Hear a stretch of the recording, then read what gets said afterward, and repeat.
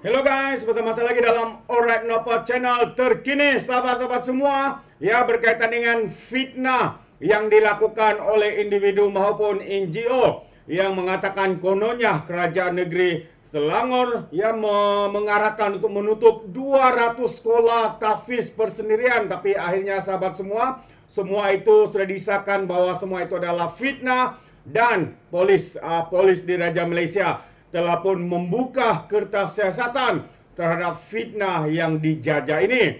Jadi sahabat semua, menarik ya untuk kita ikuti apakah sebenar kenyataan daripada Ketua Polis Negara berkaitan dengan isu ini. Tapi sebelum kita teruskan, jangan lupa juga untuk terus support Alright Nova Channel dengan cara tekan butang subscribe, like, dan share. Mari kita ikuti berita gempak hari ini. Ini dia sahabat-sahabat semua.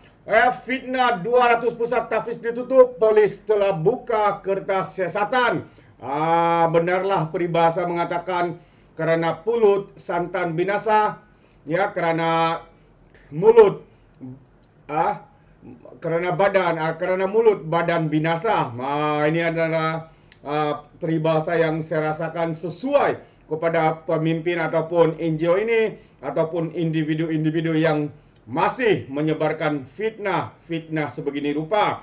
Jadi polis sedang mengenal pasti pihak-pihak yang terlibat di dalam menyebarkan fitnah. Kononnya lebih 200 sekolah tahfiz di negeri Selangor telah diarah untuk ditutup. Ketua Polis Negara Tan Sri Razarudin Husin berkata beberapa individu akan dipanggil dalam masa terdekat untuk disiasat.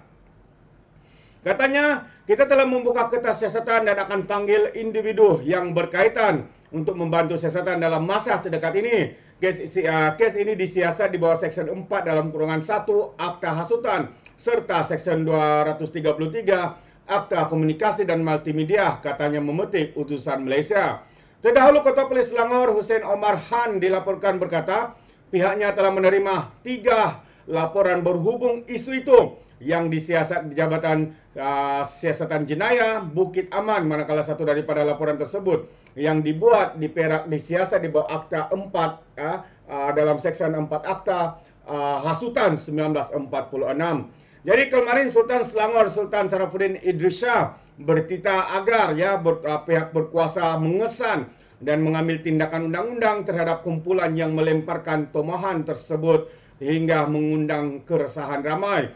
Sebelum ini pengurusi sekretariat NGO Datuk Nazila Idris berdakwa kira-kira 200 sekolah agama di Selangor mendapat surat amaran daripada premis perniagaan yang turut tular di media sosial. Benarlah sahabat-sahabat semua, kerana pulut santan binasa, kerana mulut badan binasa. Ini antara apa yang dinyatakan oleh mereka sehingga Sultan Selangor murka dan telah pun mengarahkan untuk siasatan dilakukan, khususnya kepada individu-individu yang terlibat di dalam menyebarkan fitnah ini. Sedangkan perkara ini sebenarnya adalah sudah dinyatakan bahwa atas titah Baginda Sultan Selangor, yang mana titah Sultan mengarahkan supaya setiap sekolah-sekolah yang tidak mempunyai pendaftaran yang sah dan juga melanggar garis panduan ditutup serta-merta. Tetapi kita tahu kerana politik, kerana pilihan raya, mereka sanggup sekali lagi untuk menjadikan isu ini bagi meraih sokongan, bagi mendapat undi dalam PRN baru-baru ini, sehingga sekali mengundang padah kepada diri mereka sendiri.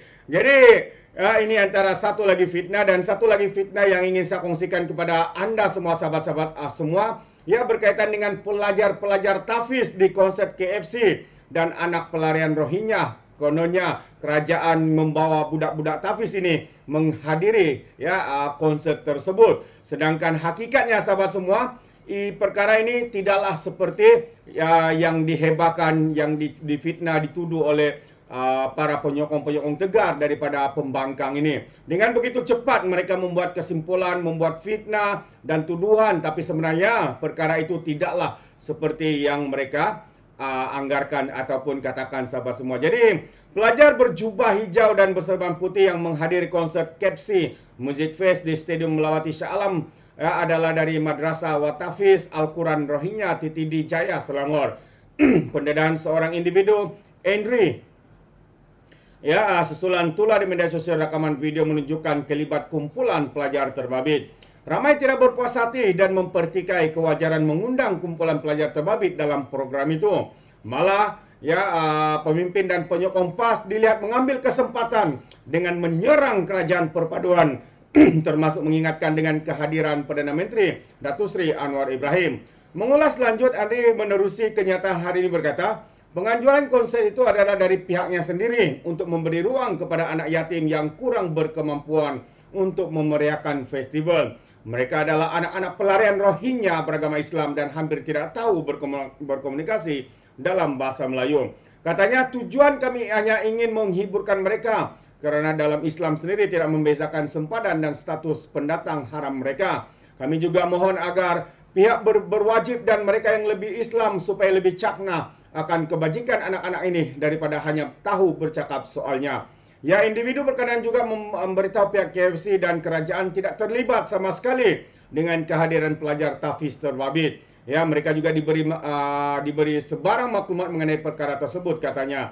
Menurutnya, festival yang mengumpulkan 700 anak-anak yatim dari 22 anak yatim di seluruh negara turut menyediakan pelbagai permainan kanak-kanak, antaranya bouncing castle, tempat permainan yang ada angin itu, orang boleh lompat, menggeluncur dan sebagainya.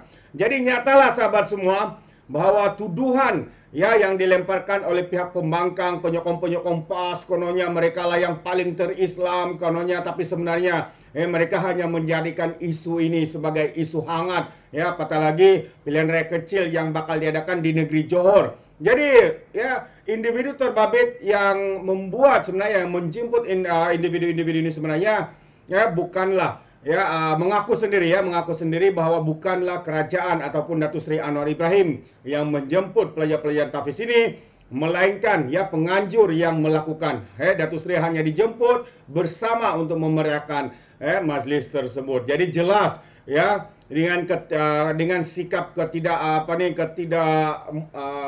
ada moral ataupun sikap terdesak daripada penyokong-penyokong PAS dan Bersatu, kita boleh lihat bagaimana isu sekecil ini dijadikan isu fitnah. Isu sekecil ini dijadikan bahan untuk politik mereka, untuk mahu kononnya kerajaan hari ini tidak cakna, sedangkan hakikatnya mereka lah yang lupa dengan tanggung jawab mereka sendiri. Sahabat-sahabat semua, itu pandangan saya. Bagaimana pula dengan Anda? Sekiranya Anda bersetuju, Anda boleh berikan komen dalam ruangan komen. Tapi ingat, komen dengan cara berhemah.